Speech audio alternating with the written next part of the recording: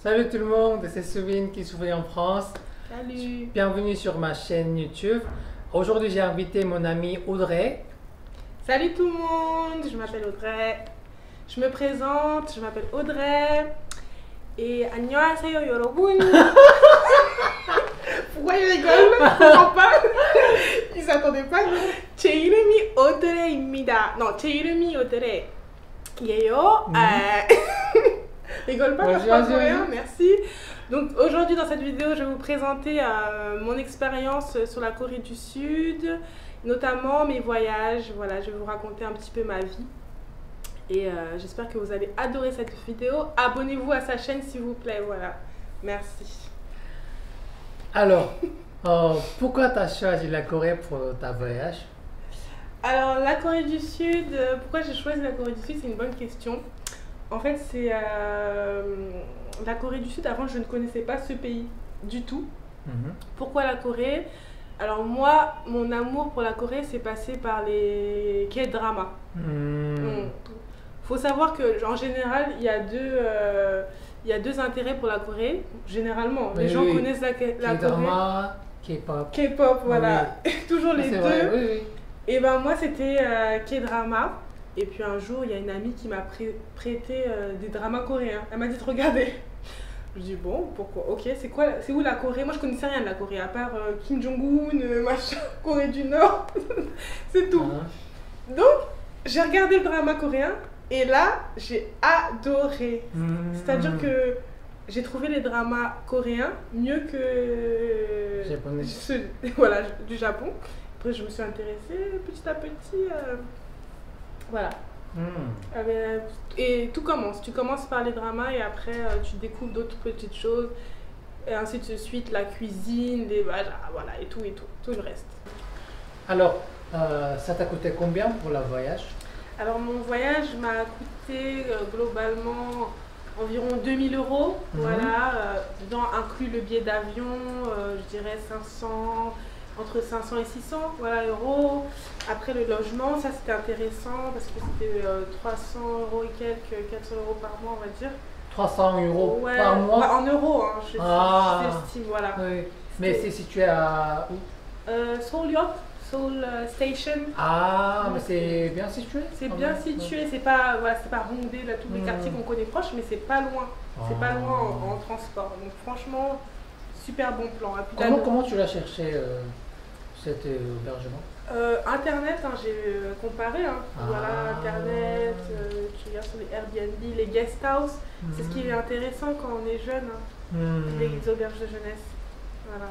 Et pour le resto et tout, c'était comment? Ouais, après, franchement, en Corée, ce qui coûte le plus cher, je dirais, c'est voilà, billet d'avion, logement. Après, la nourriture, c'est cadeau. Hein. C'est cadeau. Non, mais surtout si vous mangez coréen. Après, voilà, la nourriture coréenne, elle coûte pas cher. Non, pas du tout. On mange bien et puis en grande quantité, quoi. C'est pas cher, tu peux bien manger. Tu peux manger, je mangeais pratiquement tous les jours dehors. Oui. Oui. Voilà. Donc voilà, vous allez bien manger, vous inquiétez pas, niveau nourriture. Les prix sont abordables, c'est pas comme en France ou à Paris, c'est plutôt cher. Et aussi, tu as fait du shopping? Ah oui, bien sûr. Oui, il y a le shopping. Ah oui, la partie shopping. Ça, c'est comment? C'est cher par rapport à la France ou pas? Alors, ça dépend ce qu'on aime, ça dépend où on va. Bon, je trouve que c'est... moi, j'ai trouvé que c'était assez... c'était similaire à la France quand je partais à Hongdae, dans les quartiers. Parce que là, il y a tout le monde, je pense. Tout le monde connaît, tout le monde s'est concentré. C'est les mêmes marques, hein, après. Hein, si ça change pas. Mais après, quand tu connais un peu des lieux un peu plus loin, voilà, en banlieue séoulienne, là, tu peux trouver des prix intéressants. Est-ce que tu avais des difficultés au niveau langue? Comment tu as t'exprimé avec les gens coréens? Alors, je parle pour mes deux voyages, hein, mais j'avais appris un peu le coréen avant d'aller en Corée. Il faut savoir que si vous voyagez, c'est toujours bien de connaître la langue. Hein, parce que les gens, ils aiment toujours de parler comme ça anglais. Mais le problème, c'est que voilà, je n'étais pas bilingue, je ne le suis toujours pas, mais je sortais des petits mots, des petites phrases comme ça, que je connaissais, que j'ai entendu dans les dramas notamment. Là, t'es fière. Mais alors, Le problème, c'est qu'avec les Coréens, quand tu essayes de parler coréen, ils te répondent en anglais.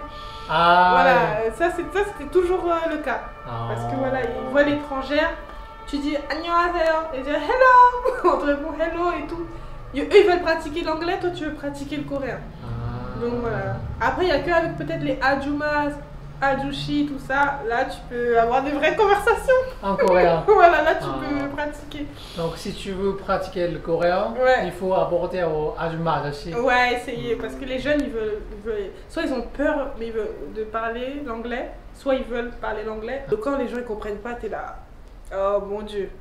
Comment je vais faire? Comment je vais faire? Et là, tu commences à parler avec les mains, là, tu commences à danser.